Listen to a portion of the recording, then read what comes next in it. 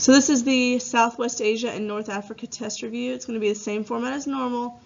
Test is this Friday, so make sure that you are looking over the notes not only from this week over the Israeli-Palestinian conflict, but also from before spring break with the 2 weeks previous.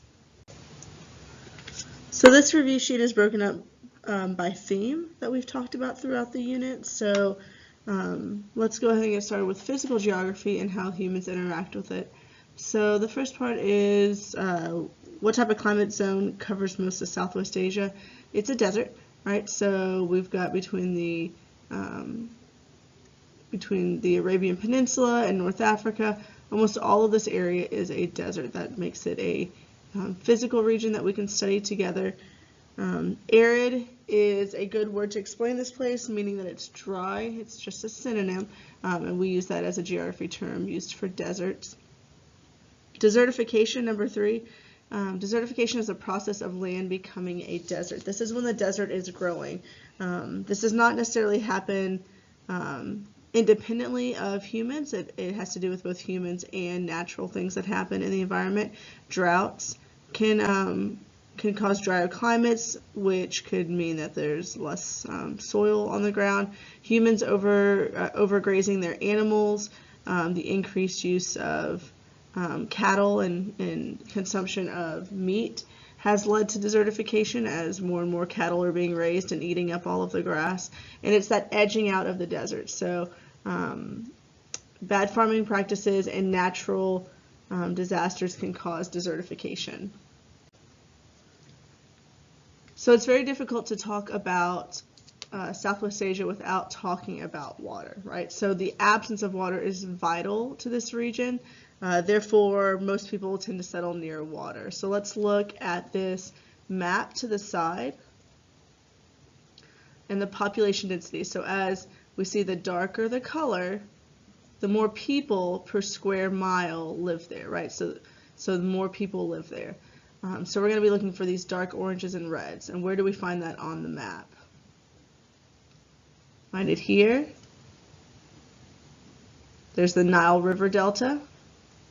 We see that here, the Tigris and the Euphrates rivers. And it's also important to note, where are people not living, right? So we see here in the desert, in the Sahara, and the empty quarter here in the Arabian Peninsula as well, where very few people are living because there's no access to fresh water. It is number 5. Water is considered to be a scarce resource. It's been something that conflicts have arisen over, who is controlling water sources. Conflicts can be caused by people wanting to build dams on rivers for electricity, which could be good for one person, but then downstream it's not so good if that's your access to water that is now being cut off. So what do we do about all this scarcity? Well, the wealthier countries have the access to desalination or desalinization, same thing, and it's the process of removing salt from ocean water, making it fresh, usable, in other words, potable. It's not necessarily always used for drinking water. A lot of times bottled water is used for drinking water in this region, but it is used for these wealthier countries that don't have access to water but have the money to build these high-tech plants. Number 6 says, what are the pros and cons for building the Aswan High Dam along the Nile River? This comes straight off of our Southwest Asia HEI textbook worksheet that we did. So if you want to locate that and look through it, a lot of that mapping is very important for the test as well. This is one of the questions on there. Dams are good, right? But they can also come with negatives as well. The positive things for building a dam is that it's going to control flooding downstream, right? If you can hold back water, it's going to keep places from getting flooded, right? It can be used for irrigation purposes. People can use and take the water off and re-navigate the water off so that they can use it for farming. Dams can make it easier to travel and navigate the river if you have more control over the size and the volume of the water. And obviously, dams create hydroelectricity, right? They are producing electricity, which is the major reason why people build dams. It also can create better fishing in the lake that's behind it. So if you see Lake Nasser, so if the dam is in Aswan right here, all of this area is flooded, right? The water has to, if it's being held back, it has to go somewhere. So Lake Nasser was created there. So there's more fishing availability there. But there are cons, right? So downstream, if you're holding back water at the dam, that water that's traveling downstream is going to be less. So therefore, the soil nutrients that travel through the water are not going to be there necessarily, or be there in smaller amounts, and therefore, making farming a little bit harder downstream. That also means that instead of having that fertile soil and those nutrients in the water, people are now using chemical fertilizers. It can create erosion on the sides of the riverbeds. We saw in the article or in the textbook that some ancient artifacts, Egyptian artifacts, were going to be flooded, so they had to uproot and remove them, or they were just completely flooded. And the relocation of people because of building the dam, and then Lake Nasser that's behind it. So again, you're always, with economic development, you're having to find that balance of, is it worth the economic development if you're going to sacrifice cultural heritage and history? So that is the balance between building the dam and not. So the next question says, why do we study Southwest Asia and North Africa together as a unit? So there's lots of different things, right? So we've already talked about the fact that the desert biome and the lack of water unite this area physically, but and we also need to talk about oil, right? Oil being the resource that gives them all of their wealth in this region, being available and in abundance here, so that also connects them, but also the common culture. So this is why we talk about North Africa along with Southwest Asia, is all of these countries, or a majority of the countries, have a majority religion of Islam. They also have a heritage of being Arab, the ethnic group. So that common culture and the common physical geography makes them a unit. The next part is, what are some push factors for immigration from North Africa to Southwest Asia and Europe? What's going on that people are leaving this region? We're talking specifically like Syria and Iraq. War, terrorist activities, think about ISIS, and extreme climate makes it very difficult to live in this region. So we are seeing movements of people from Southwest Asia into other places, specifically into Europe. Some other things that bind this region that we talked about culturally is the foundation of our major three monotheistic religions of the world: Islam, Judaism, and Christianity. Judaism being the oldest of those, having its roots in their promised land, which is now considered modern-day Israel. Christianity followed suit after that point in the same region. And then Islam is founded in Saudi Arabia and spreads throughout the region as well. So this area is religiously important to many different religions in the world. We also talked about Saudi Arabia and its impact on culture. We read an article about women just getting the right to drive, correct? So they're not allowed to drive now. They will be getting that option here in June. They are not allowed to go out in public without an escort. They have these kind of custodial laws that they have to follow, have to be very covered as part of their religious beliefs. And everything is controlled by men. That's called a patriarchal society. So Saudi Arabia is probably has one of the biggest gender inequalities in the world. But we are starting to see maybe some movement towards some equality with women gaining the right to drive. Moving on to economics, we've already talked a little bit about oil here, but oil is important, right? This is what fuels the economies of so many of these countries. Somewhere between a half to 2/3 of the world's oil is located in this region. You can see that in the chart to the right. And it is vital to their economies. It has made people go from having nomadic lifestyles in the desert to being able to produce oil that has increased their GDP, and if your GDP, your gross domestic product increases, you're making more goods and services to sell, that's going to make you more money, and it's going to make them more developed. So we're seeing these countries continue to develop economically as the production and the need for oil is increasing. With all of that, we also have the founding of OPEC, and OPEC is mostly Middle Eastern countries. There are other ones in the world as well that are involved, but it's the Organization of Petroleum Exporting Countries, or OPEC, and their goal is to control the supply and price of oil on the world market. So they're controlling the supply and the price. I gave an example in my class about like two competing gas stations, and why would, there's always like this war back and forth where it's like one gas station's a penny less than the other gas station, and what do you do about that?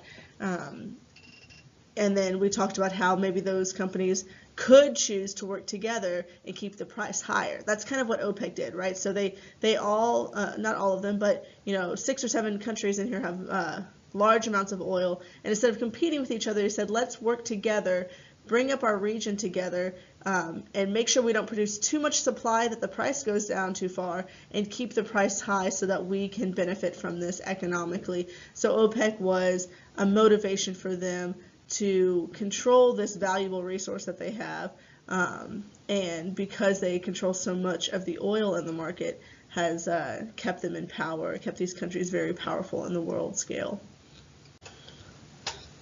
We talked about choke points earlier in the year during our economic geography unit, and then we brought it back here when we got to this region, because most of the world's choke points are located in Southwest Asia.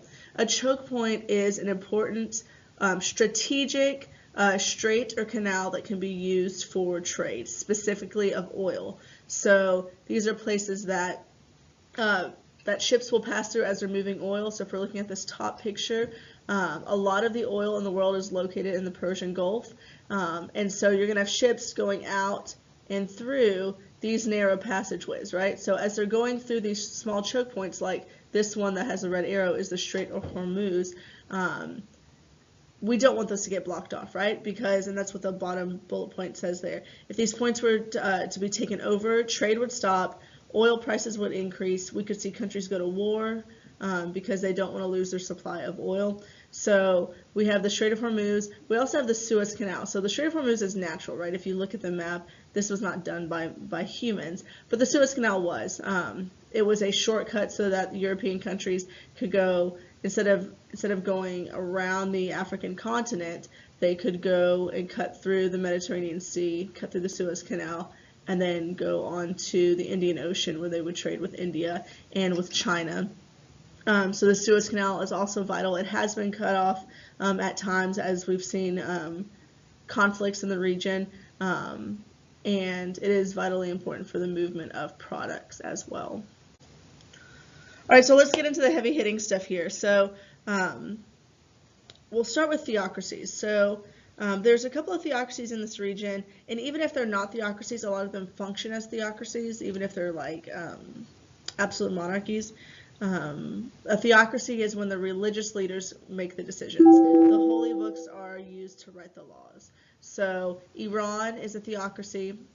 The Taliban organization, the terrorist organization, is a theocracy. Saudi Arabia is technically an absolute monarchy, but all of their laws are made from the Quran. So, or most of their laws are made from the Quran. So when you've got that religious influence in your government, that's called a theocracy. Theo means anything religious. And cratic or crassy means rule by. So it literally means rule by religion. So you can see in this picture, it's the blending of religion and politics. Something that's been very important in this region is nationalism, which is the belief that each nation, each group of people deserves their own government, their own nation state to call their own. So we talk about stateless nations in this region, specifically the Palestinians and the Kurds. So we're looking at a map of the Kurds to the right. This is a group of people who exist, right? A nation is a group of people, but they are not in their own country. They are minority groups in other countries. So with the Kurdish people, we see them in Iraq, Iran, Armenia, Turkey, Syria, and they're kind of in this area. remember that these political borders have not always been here, but these people have been there for much longer. So as nationalism increases in these countries, or these groups of people want to declare independence, want to be their own country, can cause conflict, and because they're wanting to claim land as their own, which is owned by another country. And we saw that specifically with the Kurds, who just tried to declare independence in the past year, and the Palestinians, who are a stateless nation after the creation of Israel. So again, going back to ISIS in this region, one of the major issues that's going on right now is in Syria and Iraq. So in Syria, they have a dictator who had his people rise up against him. He used chemical weapons on his people to try to stop them uprising against them. During all of this as well, we see the rise of the Islamic State, ISIS, that invades as well. And with all of this turmoil, we're starting to see people as refugees. So we see refugees are people seeking refuge, right? So refuge means safety. You're looking for safety. So this is not just an immigration issue, right? This is people fleeing for their lives. They're afraid that they are going to die if they stay where they're living. So that's what refugee means. And so we see this large amount of refugees coming from Syria and Iraq during all of this turmoil that's happening there. We also talked about the Taliban. So the Taliban, again, we're going to move more eastward near Pakistan. And the Taliban is a fundamentalist group, a very traditional group of followers of Islam, found mainly in Afghanistan and Pakistan, and they are ruling this area based on terror, right? So beheadings in the streets, recording those, distributing that. Malala was shot in the head for speaking up for girls' education. So those things have been part of the region as well. So the past couple of days we've been working on the Israeli-Palestinian conflict. Let's kind of talk back through both sides of the conflict. So looking from the Jewish side and the Jewish viewpoint is that they were there first. Their kingdom was established in 1000 BC, so that is 3,000 years ago, by King David of the Bible, and he founds the nation of Israel. They don't last for that long, historically speaking, but they were there first. They were pushed out by the Romans and the diaspora, right? So they believe that the land is theirs because they were there first. The Palestinians move in during the Roman control of the area. The Arabs move in, and this area is now called Palestine, and these people have been here since that point. With the UN, United Nations, trying to divide up this land more recently, who should get what piece of land, trying to do the half and half, there's been agreeing and disagreeing of who should get the land based on the claims, right? And so if you need to review more of this, watch through some of the videos in the Southwest Asia playlist that I have. I'll put a link down in the description for you to go and watch some of those other review videos. Some other words that go along with the Israeli-Palestinian conflict would be the diaspora. That is the wandering, the dispersing of the Jews after they are forced off of their lands. And Zionism is the solution to that, right? Zionism is the belief of Jews that we should move back to our homeland. So you can see in the picture to the side, it's kind of this idealistic moving back to their promised land that they believe was given to them by God. The PLO is they want to establish an Arab nation in Palestine. They do not want Israel to exist. And this has been part of the conflict that has happened. And these are some of the major organizations fighting against Israel, along with the other Arab countries, over the past 60 years or so since Israel has been established. All right, so don't forget that we'll have mapping, both physical and political, although it'll all be on one map. I'm just going to briefly go through these descriptions And you can go back through your notes to reread about the current events and all of the things that have happened in these places. We just talked about Israel, right? They're fought over by the Palestinian Arabs and the Jews, Jerusalem being the most important city for both of them. In Egypt, we talked about the Nile River flowing through this country, them going through some of the Arab Spring protests. Saudi Arabia is an absolute monarchy, and it's very wealthy due to their oil wealth. In Afghanistan, we talked about it being the home of the Taliban. We've been at war with Afghanistan since 2001 after the 9/11 attacks. Iran is a theocracy. We've been trying to limit their nuclear program. We've had economic sanctions with them since the 70s, and we don't have a very positive relationship with Iran at this point. Iraq and Syria is where we have the Tigris and the Euphrates rivers. We fought 2 wars in Iraq since the 1990s. Syria, we talked about already, with the civil unrest of their people rising up against the dictator Bashar al-Assad. And the UAE is where Dubai is located. They're very wealthy with oil. They're located right along the Strait of Hormuz, and they use desalination because of their oil wealth. Some physical features that you should know about: the Nile River being the longest river in the world, being vital to Egypt's economy historically, and why Egypt is probably a little bit more developed than some of the other countries in North Africa. The Red Sea along a divergent plate boundary dividing Southwest Asia from North Africa. The Tigris and the Euphrates rivers is one of the main sources of water in this region. And the Southeast Anatolian Project, I know we didn't talk about that too much in this class, but a dam was built on these rivers and has caused some conflict because people not wanting to lose access to their water. The Persian Gulf is where most of the world's oil is located, and so the countries surrounding the Persian Gulf are the ones who have that oil money. The Strait of Hormuz and Suez Canal is our 2 choke points that you need to know on the map. Alright, so you'll probably want to pause this now and make sure that your map is labeled and study through this map. So 3 rivers to know, and really the Nile River, and then we always talk about the Tigris and the Euphrates rivers together. And then all of these countries that we've talked about in detail are the ones that you're going to need to know for the test. So make sure you study and start off this new semester, or this new marking period, on a good note. All right, you guys have a good day.